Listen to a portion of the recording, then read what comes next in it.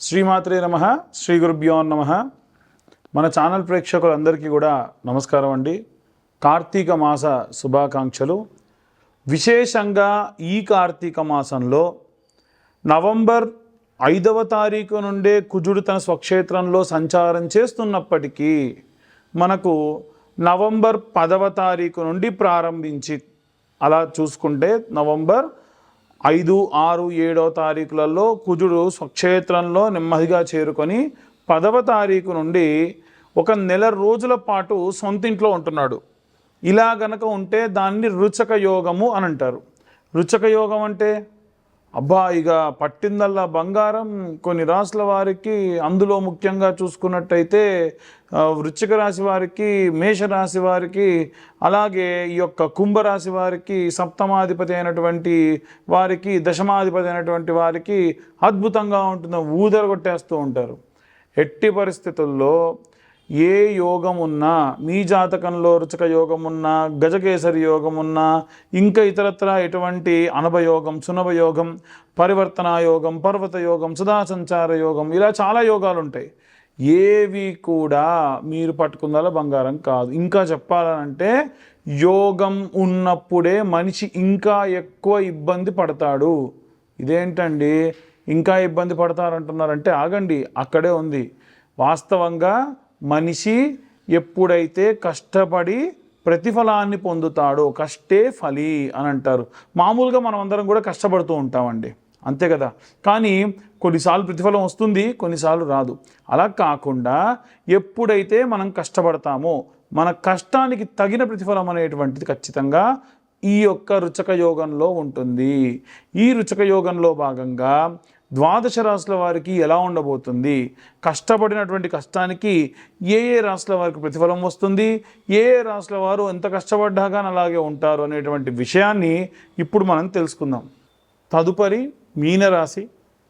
ఈ మీనరాశి వారికి రుచక యోగం అనేటువంటిది లాభిస్తుందా లేదా? నవమ స్థానంలో రుచక యోగం జరుగుతుంది. కుజుడు స్వక్షేత్రంలోకి వస్తూ ఉన్నాడు, బుధుడు కూడా తనతో పాటు సంచారం చేస్తూ ఉన్నాడు. వీరికి లాభిస్తుందా లేదా? అసలు మీనరాశి వారికి ఉన్నటువంటి పెద్ద ఎఫెక్ట్ ఏంటనంటే ఏలిన నాటి శని విడిచే సమయంలో ఒక్కొక్కటిగా మంచి చేసుకుంటూ వెళ్తాడు. ఆ మంచి చేసుకునే క్రమంలోనే అనుకుంటా ఇప్పుడు ఈ గ్రహ సంచారాలు కూడా చూసుకుంటే 12వ ఇంట రాహువు. ఈ రాహు 12వ ఇంట్లో ఉంటే మీకు ఉన్నటువంటి అలవాట్ల వల్ల ఇబ్బంది పడతారు, దాంట్లో సందేహం లేదు. అది ఒక మనిషి వల్ల కానివ్వండి, ఒక వస్తువు వల్ల కానివ్వండి, వ్యసనం వల్ల కానివ్వండి, దానివల్ల మీరు ఇబ్బంది పడతారు, ఖర్చు పడతారు, ఖచ్చితంగా దాంట్లో సందేహం లేదు. అలాగే 6వ స్థానంలో కేతువు. 6వ స్థానంలో ఉన్నటువంటి కేతువు ఏంటంటే చాలా మంచిగా ఉన్నటువంటి ఆ యొక్క డిసిప్లైన్డ్ లైఫ్ ఇండిసిప్లైన్డ్గా మారుతుంది. పాపగ్రహం కదా, ఇలా జరిగే అవకాశం ఖచ్చితంగా కనిపిస్తుంది. 5వ స్థానంలో గురువు. 5th హౌస్ ఎప్పుడు కూడా చూసుకోండి, 5th హౌస్ మీరు ఎక్స్పెక్ట్ చేసిన విధంగా ఉండదు. కానీ గురువు సంచారం చేస్తున్నప్పుడు ఏంటంటే ప్రేమగా పలకరించే వాళ్ళు ఉంటారు. గతం కంటే కూడా మిమ్మల్ని ఇప్పుడు ఎక్కువ అందరు దగ్గర తీసుకుంటారు. ఆపదలో ఉన్నప్పుడు కాపాడే క్రమంలో మీ అందరినీ కూడా అందరూ కూడా ముందుకు వెళ్తూ ఉంటారు. ఇవన్నీ కూడా మంచి పరిణామం చెప్పొచ్చు. ముఖ్యంగా 8వ ఇంట శుక్రుడు. 8వ ఇంట సూర్యుడు, శుక్రుడు. సూర్యుడు 8వ ఇంట ఉంటే ఏంటంటే అస్సలు ఒక చిన్న పిల్లవాడిని ఒక పిల్లలకు సంబంధించినటువంటి ఏదైనా చిన్న కేజీలో వేయడం కానీ, ఒక ట్రోలర్లో వేయడం కానీ వేస్తే ఎలా ఉంటుందో అలా ఉంటుంది. అతనికి విపరీతమైనటువంటి శక్తి సంపన్నుడిని తీసుకెళ్ళి అసలు కదలకుండా ఈ యొక్క తులలో వేయడం వలన ఆబ్వియస్గా ఏంటంటే పరివర్తన, అంటే మీరు ఏదైనా తినాలనుకున్నా, ఏదైనా చేయాలనుకున్నా మీ సొంత నిర్ణయాలు తీసుకోలేని పరిస్థితుల్లో ఉంటారు. ఇక శుక్రుడు కూడా చూసుకుంటే వీరికి 8వ ఇంట సంచారం చేయడం వలన శుక్రుడు 8వ ఇంట చాలా వరకు భార్యాభర్తలు ఇద్దరి మధ్యలో మంచి అండర్స్టాండింగ్తో ముందుకెళ్ళడం లాంటివి చేస్తూ ఉంటారు. ఇవన్నీ కూడా గోచార రీత్యా చెప్పే విషయంలో మాత్రమే. డీటెయిల్డ్గా జాతకం కావాలండి మాకు, మీరు ఇప్పుడు చెప్పేవన్నీ గోచార ప్రకారంగా కదా, మా జాతకంలో గ్రహాలు ఇలా లేవు అనుకున్న వాళ్ళు మీ పేరు, date of birth, time, place కింద ఉన్న నెంబర్కి వాట్సాప్ చేయండి. డీటెయిల్డ్గా జాతకం గురించి 60-70 పేజీల్లో మీకు అందిస్తాను. అలాగే జాతకం గురించి డీటెయిల్డ్గా మీతో మాట్లాడడం కూడా జరుగుతుంది. ఇక ప్రత్యేకంగా అందరూ ఎలాంటి రెమెడీస్ తీసుకోవాలి, ఈ యొక్క జాతకం కోసం 2025 రూపాయలు ఛార్జ్ చేయడం జరుగుతుంది. అలాగే అందరూ ఏ రెమెడీస్ తీసుకోవాలి, ఏ మంత్రం చదవాలనే విషయాన్ని ఇప్పుడు మనం తెలుసుకుందాం. ఇప్పటి వరకు మనం గోచార రీత్యా ఈ రాశి వారికి సంబంధించి ఎలా ఉండబోతుంది అనేటువంటి విషయాన్ని మనం చెప్పుకున్నాం. అందులో భాగంగా ఏ మంత్రం చదవాలి, ఏ రెమెడీస్ తీసుకోవాలి, గోచారం, అలాగే ఈ గోచారంలో రుచక యోగం అనేటువంటిది ఏర్పడింది కదా. రుచక యోగం అంటే ఏం లేదండి, కుజుడు సుబ్రహ్మణ్యేశ్వర స్వామి అంశ, ఆయన స్వక్షేత్రంలోకి వెళ్ళాడనమాట. వెళ్ళినప్పుడు సర్ప సంబంధిత దోషాలు ఉన్నవారు కానివ్వండి, సర్ప సంబంధిత దోషములతో ఉండి సంతానం లేనివారు కానివ్వండి, సర్ప సంబంధిత దోషములతో ఉన్న వాళ్ళు వివాహం కాని వాళ్ళు కానివ్వండి, ఇప్పుడు నేను చెప్పే రెమెడీస్ పాటించడం వలన సర్పదోషములు, కుజదోషములు పోగొట్టుకుంటారు. ముఖ్యంగా ఇది కార్తీక మాసం కాబట్టి స్కాంద పురాణం నిత్యం వినండి. కనీసం ఒక 11 సార్లు పూర్తి చేయండి వినడం ఈ యొక్క స్కాంద పురాణం. దీని వలన సగం దోషం పోతుంది కుజదోషం ఉన్న వాళ్ళకి. Point number 1. పాయింట్ నెంబర్ 2 ఏమిటి అని అంటే, మీరు నవనాగ మంత్రం చదవాలి. ఆ నవనాగ మంత్రం ఏంటో చెబుతున్నాను, మరొకసారి అందరూ కూడా నాతో పాటు రిపీట్ చేయొచ్చు, లేదా మీరు 2 సార్లు చెప్తాను, రాసుకోండి ఆ మంత్రాన్ని. ఆ మంత్రం ఏమిటంటే, అనంతం వాసుకిం శేషం, అనంతం వాసుకిం శేషం, పద్మనాభంచ కంబలం, పద్మనాభంచ కంబలం, శంఖపాలం ధృతారాష్టం, శంఖపాలం ధృతారాష్టం, తక్షకం కాళియం తదా, తక్షకం కాళియం తదా.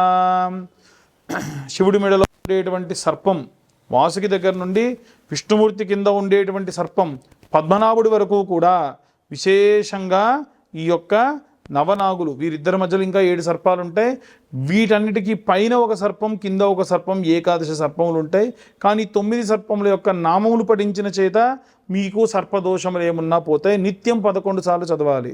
కార్తీక మాసంలో మనకు రుచయోగ యోగం ఉన్నప్పుడు చదివితే ఇంకా విశేషమైన సత్ఫలితం ఉంటుంది. మరొకసారి ఆ మంత్రం చెప్తాను చూడండి.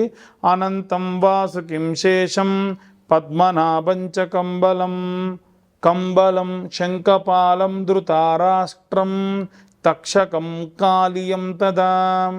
ఒకవేళ నేను చెప్పేటువంటిది రాసుకోవడం ఇబ్బంది అవుతుంది, నేను పాజ్ చేసుకొని గట్రా రాసుకోలేను అనుకునేటువంటి వాళ్ళు ఏం చేయండి అంటే, మీరు గూగుల్లో నవనాగ మంత్రము, నవనాగ స్తోత్రము అని కొట్టినా కానీ విశేషంగా వస్తుంది.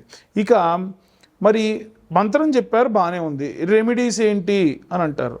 నిజంగా మనకు సర్పదోషం అనేటువంటిది ఎలా వస్తుందనంటే, ఒక పుట్టను కూల్చిన, అదేందండి నేను పుట్టినప్పటి నుంచి పుట్టలేని, అసలు జోలికే పోలే అనొచ్చు. ఈ జన్మలో చేసిన పాపం కాదు, సర్పదోషం జన్మజన్మల పాపాల నుంచి వస్తుంది. గత జన్మలో, అంతకు ముందు జన్మలో మీరే మీ తాత ముత్తాతల రూపంలో ఉండి, అప్పట్లో విపరీతమైన సర్పాలు ఉండేవి కాబట్టి వాటిని సంహరించడం కానీ, పుట్టలు కూల్చడం కానీ ఆ దోషానికి కారణమవుతుంది. కాబట్టి పుట్టమన్ను అనేటువంటిది ఉంటుంది. కాబట్టి ఈ యొక్క రుచక యోగం ఉన్నటువంటి కార్తీక మాసంలో ప్రారంభం చేయండి. ఒక మంగళవారం నాడు ప్రారంభించండి. ప్రారంభించి ఏం చేయాలనంటే, పుట్టమన్ను తీసుకెళ్ళి ఎక్కడ పుట్టలుంటే అక్కడ పుట్టమన్ను వేయండి, పాలు కూడా పోయండి. అదేంటండి పుట్టమన్ను పోసి పాలు పోస్తే ఏమవుతుంది అనేటువంటి సందేహం రావచ్చు. సర్వసాధారణంగా వచ్చేటువంటి సందేహమే. పాలు ఏమన్నా పాములు తాగుతాయా నోరు తెరిచి అని అడిగే వాళ్ళు ఉంటారు. పాము పాలు తాగదు. ఈ పుట్టమన్ను వేసిన తర్వాత కనుక మీరు పాలు పోయడం చేత విశేషముగా ఈ యొక్క పుట్ట గట్టిపడుతుంది. ఆ పాలు పుట్టమన్ను కలిసి ఒక రూపం దాలుస్తుంది. దాని వలన నివాసం అనేటువంటిది చల్లగా ఉంటుంది. సర్ప సంబంధితమైనటువంటి వాల్మీకము అంటారు పుట్టని. ఆ వాల్మీకాన్ని కూల్చిన కారణం చేత దోషం పోవాలి అని అంటే, ఒక 11 వారాలు కానీ 5 మంగళవారాలు కానీ ఈ యొక్క పుట్టమన్ను పాలు పోయడం వలన జాతక సంబంధితమైనటువంటి సర్పదోషాలు పోతాయి. కాబట్టి ఇంత వివరంగా మీకు చెబుతున్నాను, అర్థం చేసుకోండి. అక్కడికి వెళ్ళి కూడా ఇదే మంత్రం, అనంతం వాసుకిం శేషం, పద్మనాభంచ కంబలం, శంఖపాలం ధృతారాష్టం, తక్షకం కాళియం తదా. మీకు ప్రదక్షిణ చేసే అవకాశం ఉందనుకోండి, మానసాదేవి స్తోత్రం అని ఉంటుంది. ఆ మానసాదేవి స్తోత్రాన్ని కూడా పఠించవచ్చు. ఇక చాలామందికి ఉండేటువంటి సందేహం ఏంటంటే, మాకు పితృదోషాలు ఉన్నాయి, సర్పదోషాలు ఉన్నాయంటే, పితృదోషం ఉన్న వాళ్ళకి ఈ మధ్యకాలంలో బస్ యాక్సిడెంట్స్ అయిన తర్వాత నుంచి మేము ఎట్టి పరిస్థితుల్లో కూడా మేము టూర్ ఆపరేషన్స్ చెయ్యట్లేదు. కాబట్టి మీరు సొంతంగా మీరు ట్రాన్స్పోర్టేషన్ త్రూ గోకర్ణం వస్తే వచ్చిన తర్వాతకి మిమ్మల్ని రిసీవ్ చేసుకోవడం, మీకు ఫుడ్ అకామిడేషన్ అన్నీ కూడా పుణ్యాశ్రమం ఈ యొక్క రాజగోపాల్ గురువు గారి యొక్క ఆశ్రమంలో పూజాది క్రతువులన్నీ నిర్వహించడం జరుగుతుంది. మీకు ఫుడ్, అకామిడేషను, అలాగే పూజ సామాగ్రి అన్నీ కూడా మేమే అకామిడేట్ చేయడం జరుగుతుంది. ఇవన్నీ కూడా ఏంటంటే గోకర్ణ క్షేత్రంలో పుణ్యాశ్రమంలోనే చేయడం జరుగుతుంది. కాబట్టి చాలామంది 12,000 కదండి అక్కడికి వెళ్తే మీరేంటి 21,000 అంటున్నారు. అక్కడ పూజా సామాగ్రికి 12,000, పూజకు 12,000. మేము చెప్పేది రెండు కలిపి, ఫుడ్ అకామిడేషన్ కలిపి మీకు మొత్తం పూజ పూర్తయి అక్కడికి వెళ్ళేంత వరకు కూడా 21,000 రూపాయలు ఛార్జ్ చేస్తాము. అక్కడ జరిగే పూజలు గణపతి పూజ, వసురుద్ర ఆదిత్య స్వరూపంలో ఉన్నటువంటి ఆవాహన, మోక్షనారాయణ ఆవాహన, మోక్షనారాయణ హోమము, తిలా హోమము, ప్రాయోచిత్త తిలా హోమము, అలాగే మోక్షనారాయణ బలి, త్రిపండీశార్థము, పంచమ పిండాలు, దశమ పిండాలు, అలాగే సముద్ర స్నానము, ఇవన్నీ కూడా ఏంటంటే ఈ పూజలో భాగంగా చేస్తారు. పితృదోషం ఉన్నవాళ్ళు ఇలా చేయించుకోవచ్చు. సర్పదోషం ఉన్నవాళ్ళు ఇప్పుడు నేను చెప్పినటువంటి రెమెడీ పాటించవచ్చు. దయచేసి జాతకం కోసం ఎవరన్నా కాల్ చేయాలంటే మీ పేరు, డేట్ ఆఫ్ బర్త్, టైం ఉంటేనే కాల్ చేయండి అమ్మా. లేకుంటే ఇప్పుడు నేను చెప్పిన మంత్రం చదువుకున్నంత మాత్రం చేత జాతకం రీత్యా ఉన్న ఇబ్బందులు పోతాయి. పూర్తి జాతకం కావాలనుకుంటేనే మీ పేరు, date of birth, time, place కింద ఉన్న నెంబర్కు వాట్సాప్ చేయండి. దయచేసి మా ఛానల్కి వేరే వాళ్ళు తీసుకొని వీడియోస్ కాపీ చేసుకొని ఇష్టం వచ్చిన థంబ్నెయిల్స్ పెట్టి నన్ను, నా పేరుని డ్యామేజ్ చేస్తూ ఉన్నారు. దానికి నేను స్వతహాగా కారణం కాదు. ఎట్టి పరిస్థితుల్లో ఈ ఛానల్ థంబ్నెయిల్కి, వీడియోకి సంబంధం లేదన్న భావం వస్తే ఆ ఛానల్ని రిపోర్ట్ చేయండి. నన్ను మాత్రం టార్గెట్ చేసి కాల్స్ చేసి ఇబ్బంది పెట్టొద్దు. సర్వే జనా సుఖినో భవంతు. స్వస్తి.